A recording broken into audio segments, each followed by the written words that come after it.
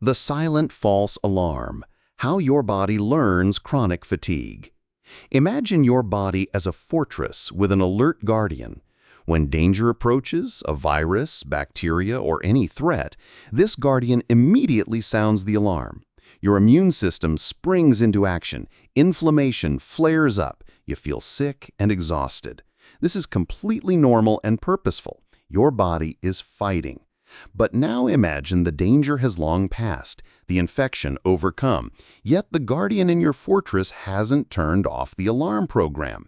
He remains tense and vigilant, as if invisible tigers were lurking everywhere. In your body, cytokines are still at work, these tiny signaling proteins that penetrate deep into the brain and sound the alarm there. They activate the brain's immune cells, the microglia, ignite a cascade of neuroinflammation, put your limbic system on high alert. The result? You constantly feel sick, exhausted, overstimulated, even without a virus. Your heart might race at the slightest provocation. You're sensitive to light or sounds, more anxious and irritable than before. Thinking and remembering become difficult. In short, your brain is stuck in illness mode, even though there's no illness. The biology of the false alarm. What sounds like science fiction is actually well-researched biology. Cytokines, small messenger proteins of the immune system, don't just act locally at infection sites. They cross the blood-brain barrier and directly influence brain function.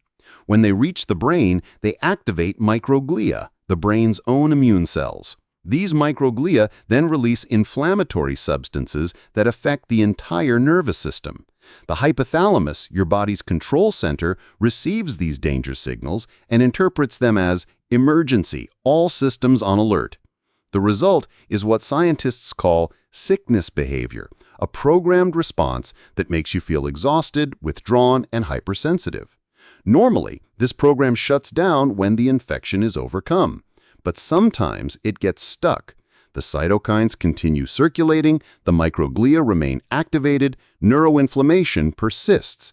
Your brain stays in constant alarm mode, even though the original threat is long gone. When fear feeds the false alarm. Here's where it gets particularly perfidious. Fear and stress can maintain and amplify this false alarm. When you worry about your symptoms, when you constantly scan your body for signs of illness, when you live in fear of the next episode of exhaustion, then you're feeding the very system that's making you sick. Your limbic system, the emotional center of your brain, can't distinguish between a real tiger and an imagined one.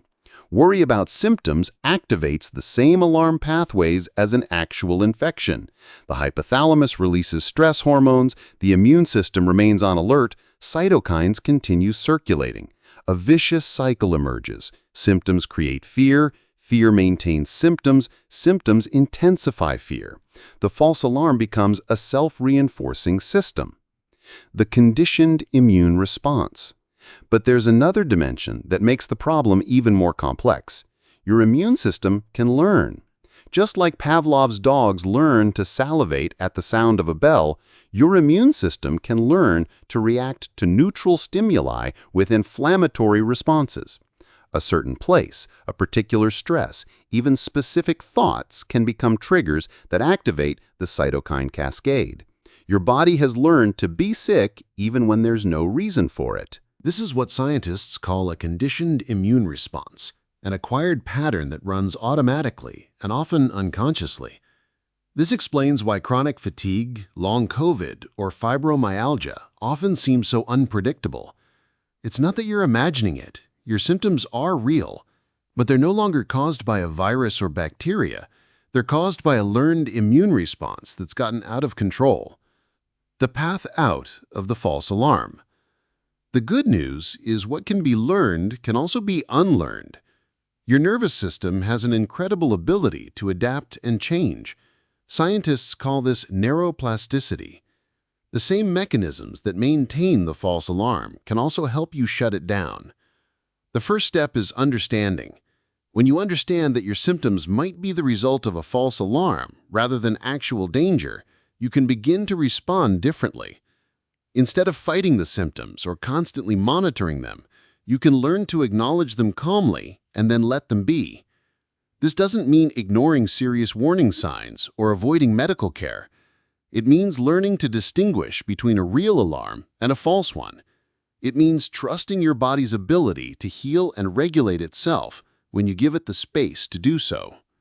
Practical steps to calm the false alarm. 1. Reduce symptom monitoring. The less you search for symptoms, the less your brain interprets them as dangerous. 2. Practice calm awareness. Learn to observe symptoms without immediately reacting with fear or worry. 3. Create safety. Your nervous system needs to feel safe to let go of the alarm state. This can be through regular routines, calming activities, or social support. 4.